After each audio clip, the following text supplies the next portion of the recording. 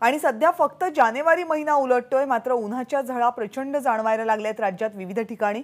उजनी धरणाची पाणी पातळी दिवसेंदिवस कमी होतीये आणि गेल्या वर्षीच्या तुलनेत यावर्षी उजनी धरणामध्ये 50 टीएमसी इतका पाणीसाठा आहे।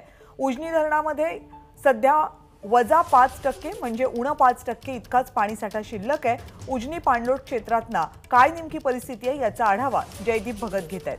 अहमदनगर, पुणे आणि सोलापूर जिल्ह्याला वरदान ठरलेलं उजनी धरण, या उजनी धरणाची पाणी पातळी दिवसेंदिवस कमी होत चाललेली आहे। मी सध्या उजनीच्या पाणलोट क्षेत्रामध्ये आहे। आपण बघू शकतो या ठिकाणी उजनीची पाणी पातळी ही कमी होत चाललेली आपल्याला पाहायला मिळते।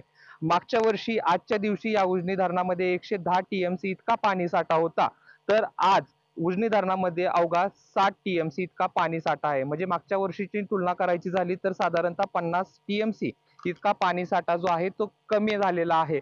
123 टीएमसी इतकी क्षमता असलेलं उजनी धरण यंदाच्या वर्षी मात्र भरलेलं नाही। त्याचं कारण आहे की पावसाने दडी दिल्यामुळे उजनी धरणात म्हणावं असं पाणी आलेलं नाही। उजनी धरणामध्ये 24 नद्यांचं पाणी येतं आणि हे उजनी धरण सोलापूर असेल, अहमदनगरचा काही भाग असेल तर पुणे जिल्ह्याच्या काही भागाची ताण भागवतं।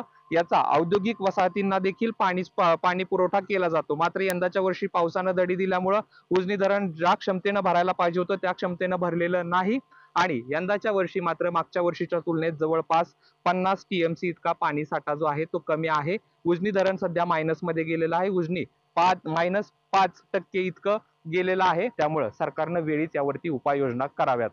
कॅमेरा पर्सन श्रेयस सह जयदीप भगत, एबीपी माझा, उजनी पाणलोट क्षेत्र। एबीपी माझा, उघडा डोळे बघा नीट।